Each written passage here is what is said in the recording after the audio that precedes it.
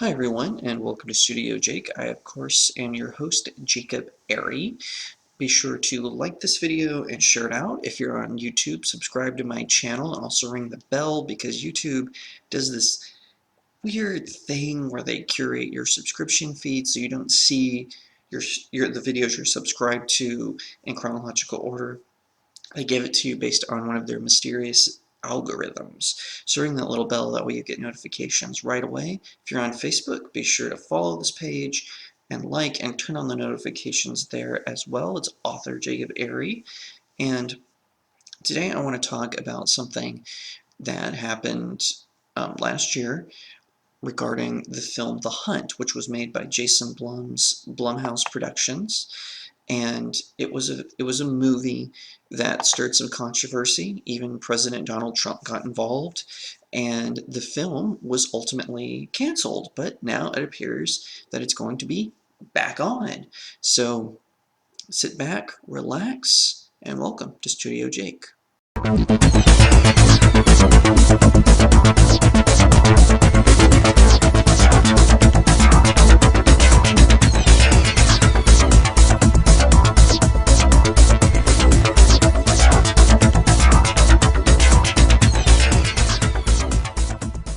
So, what is The Hunt? The Hunt, according to its official premise that was released by Universal Pictures, loosely based on the 1924 short story The Most Dangerous Game by Richard Connell, the film follows 12 strangers who mysteriously wake up in a clearing. They do not know where they are or how they got there. They discover that they have been chosen to be hunted in a game devised by a group of people from the rich elite. The hunters gather in a remote facility called the Manor House, but their sport gets derailed when one of the hunted, Crystal, played by Betty Gilpin, fights back and starts killing them one by one. So it's directed by Craig Zobel, who's done a couple of other things. I'm not really familiar with his filmography, but it also stars Emma Roberts and Hilary Swank. So the controversy started because the trailer that was released showed that the hunters in the film are these wealthy, rich elitists who are clearly liberal. They say some things in the trailer where you're like, oh yeah, this could be, my Uncle Bob, who's an Elizabeth Warren supporter, or my Aunt Betty, who's a Bernie Sanders supporter, and it kind of started this derailment of the film. It went a little it went a little nuts. It went a little crazy, and they released the trailer, and it was supposed to come out September 27th, 2019. So it caused a little bit of a stir on the right. There were several conservative pundits who kind of attacked the film and basically said that, oh, it's terrible that Universal and Blumhouse is showing these people being hunted. They're these preys who they're clearly deplorable people. I think they even used the word deplorable in the original trailer. I could be mistaken. And basically, the president got involved. President Trump tweeted, "Liberal Hollywood is racist at the highest level." This is true, by the way. Back to the tweet. "And with great anger and hate, they like to call themselves elite, but they are not elite.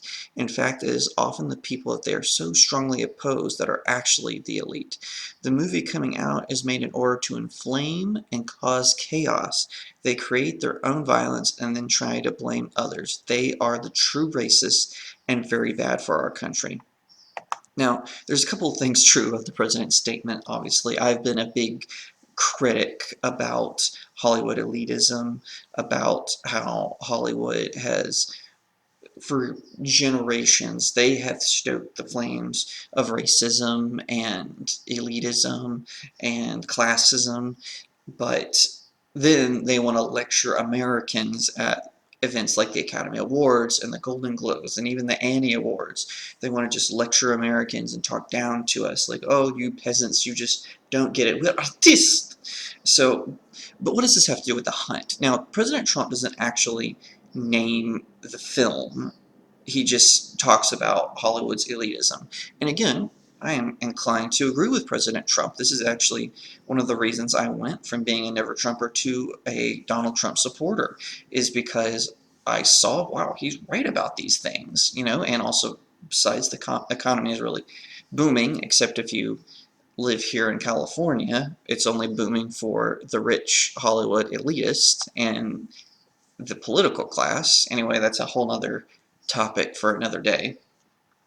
Anyway, basically, the controversy exploded, and Jason Blum started to receive threats, which he should not have. That's never okay. You shouldn't send threats to people. And so ultimately, Universal and Blumhouse Productions decided to pull the film. And all this happened, before it was supposed to come out in September. Now, before they were saying that the film was canceled, I kind of knew the film would make a comeback after the controversy had died down. This is a common tactic, because then they get people on their side and they say, oh, how dare these deplorables talk bad about this film and all this nonsense. I knew the film was going to make a comeback. It had too much star power behind it. I read some of the actors and actresses who were in it. So I kind of knew that it would be making a comeback. So now the new date that it's coming out is March 13th of this year, 2020. So Universal is leaning right into this controversy. They have a new movie poster, and it's all black, and in kind of the edges of the poster, it has like all these comments made by people who hadn't actually seen the film, and then in the center it says the most talked about movie of the year is one that no one's actually seen. Then it says The Hunt, and Hunt is spelled in these massive letters. Then it says decide for yourself. It's got September 27th crossed out. It says March 13th, and then a pig's head right below that. So they are leaning right into the controversy. They are going at it full throttle, which I think is the right thing to do. Just grab the bull by the horns, go for it. So the Hollywood Reporter did an exclusive interview with Jason Blum and one of his screenwriters, Damon Lindelof. I hope I'm pronouncing that right. Who Lindelof also worked with The Watchmen. Now, according to Blum, I'm sorry if you hear this clicking. My mouse is really, really loud. Sorry about that. So, Jason Blum, he tells the Hollywood Reporter, it's probably the most judged movie that's ever existed that everyone who judged it hadn't seen. We aren't going to win the conversation around that, and so it was our decision in holding hands with Universal to take the movie off the schedule. And he's saying this about the cancellation of the film. Now, again, he alleges that he was receiving threats, and again, if that was the case, that's very bad. No one should receive threats, especially over a movie. That's kind of a stupid thing to get threats over. And Lindelof, he adds, for us, there was a fundamental frustration that nobody was talking about the movie. They were all talking about the perception of they were all talking about what their perception of the movie was, a perception that was largely formed based on all the events in the aftermath of the horrific weekend before, but we really don't want to be pointing fingers, and more importantly, we don't want to be wagging fingers at anyone for overreacting or reacting incorrectly. We just felt like the movie was being misunderstood. And this could be true. I haven't seen the movie. They both could be lying through their teeth. The movie could glorify a bunch of liberal elites hunting deplorables through a wilderness. But I honestly did not get that impression from the first trailer. When I saw the first trailer that was released by Universal and Blumhouse, I actually turned to my wife and said, oh my gosh, someone is actually making a movie where rich elitists capture conservatives, dump them in a forest to hunt them, but the conservatives fight back. That actually was my reaction to it. I actually didn't think it was going to be a conservative quote-quote film. I thought maybe it was just going to be more of a statement about how people talk nasty to each other. I didn't think it was going to be a conservative film by any stretch of the means. I just thought that they were just kind of playing off the political attitudes, and they were going to basically have a climax of the film where everyone kind of comes to this understanding, has a kumbaya moments, and the conservatives realize, have this aha moment, and the liberals realize, oh, we were right, but we were doing things wrong, kind of like how people talk about Killmonger in Black Panther, like it was going to be one of those moments of the film. And that's honestly what I thought. I mean, I really believed that it was not going to attack more one than the other than they were going to do some dings at the conservatives, but it was going to be more hippy dippy. Why didn't we listen? Now, I remember when the film was first canceled, I believe it was the Libertarian Republic did this article about engaging in cancel culture, and it actually accused conservatives and engaging in cancel culture for coming back so harshly against the film. But here's the thing, no conservative, at least no mainstream conservative that I can recall, said the film should be canceled. They said, oh, it shouldn't have been made. But that's different than saying, oh, it was made and it should be canceled. So I think the finger pointing on that, especially from Libertarian Republic, I think that that was kind of overstated. And there were other websites that accused conservatives of doing this. I don't think that was true. I honestly think that conservatives don't trust Hollywood. I mean, why should they? I mean, coming out this year, they're doing a movie called Faith Based, and it's making fun of Christians and Christian cinema. Now, me and Kelly Campagna, who's also known as Warrior Woman 91 and has the You Got It podcast, this is a frequent debate. Now, she and I used to work together. We used to share an office, which was awesome. Kelly is so much fun. And she and I would often debate Christian cinema because I tend to like it.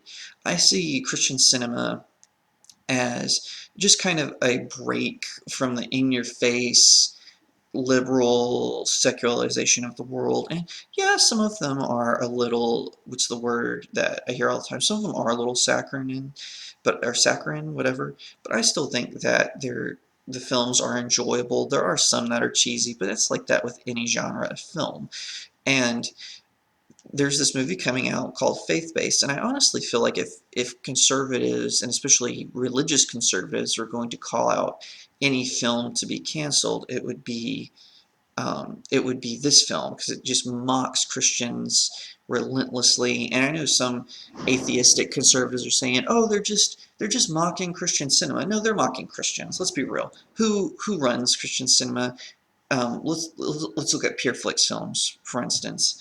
Um, David A.R. White and his wife, they run or help run PureFlix, and they star in a lot of the PureFlix movies and TV shows and whatnot. And the two of them, they definitely are strong Christians. And I feel like the movie is making a mockery of what they are doing, what they're up to. So not even a peep from conservatives, and I feel like I will say I have seen a couple of write-ups of people saying, "Oh, they are mocking Christians," and it's kind of disgusting and disturbing.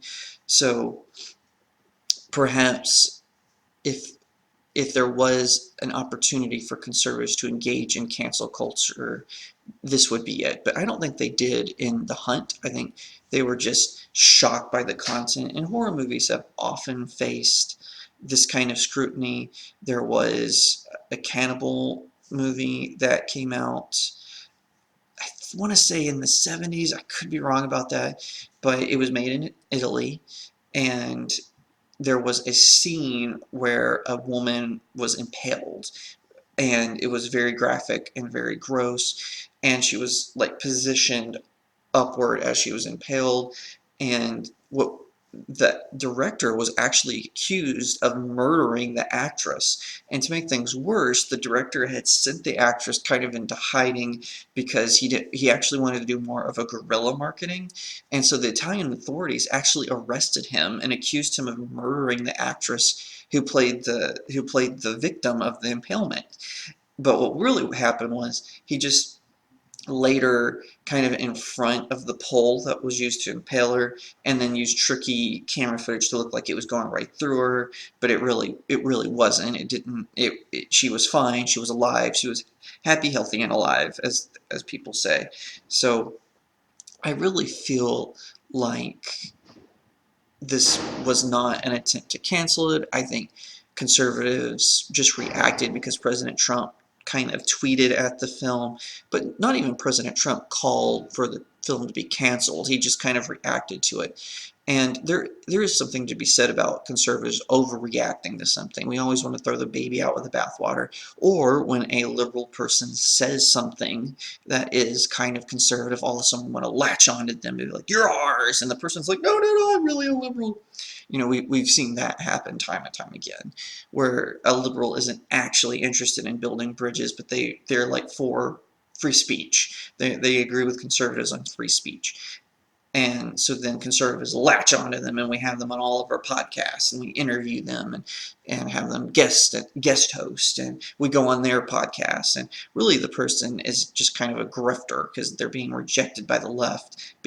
So then they're grifting on. Now, that's not always true, obviously, but conservatives do need to be more weary of the fact that they do this. And with The Hunt, we did kind of overreact to this. It was a film. Hollywood had been making films bashing conservatives since the black and white era, basically. I even remember there is an Andy Griffith episode, and Andy Griffith, he was actually economically conservative, and socially he was more liberal. But now remember, Andy Griffith show takes place in the mid to late 50s and into the 60s, and basically there was an episode where the town wanted to get rid of this old cannon that was a kind of like a historical marker, but they were saying, oh, it's old, it's rusty, it's an eyesore. But Sheriff Andy Taylor's lovable sidekick, Barney Fife, he actually wants to keep it. And I guess in this, Barney Fife and Andy are part of the city council, or they're officers or something. So they go to the mayor's office, and as they're going, Andy is kind of teasing Barney about wanting to keep the cannon, and says, "Oh, are you a little bit of a conservative?" So even as far back as then, and by the way, I love the Andy Griffith Show. It's one of my favorite TV shows of all time. So it's not a bash against Andy Griffith or the Andy Griffith Show, but you can definitely see that Hollywood has been taking pot shots at conservatives and at Republicans for a long time. And I don't think The Hunt was any different. They've done movies where conservatives have been shot and killed before. I think this one, just the timing, because they used the word deplorable in the trailer, because Trump tweeted about it. I honestly think that had something to do with it. I actually plan on seeing this movie. I actually am not a huge horror genre fan. It's just not my thing.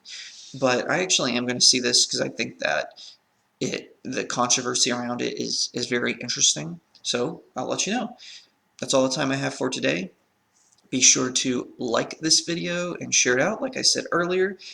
Also visit me on Twitter at RealJacobAiry. Instagram is at RealJacobAiry. Facebook is author Jacob Airy, and my blog www.jacob.airey.blog, and also check out my novel The Seven Royals, All Good Things. If you have a loved one and you need a last minute gift, a very last minute gift for them, definitely pick up a copy of my novel. You can get it on Amazon.com, BarnesandNoble.com, BookLocker.com, and you can download it from Apple Books. Thank you so much for listening to my podcast. I'll see you next time right here on Studio Jake.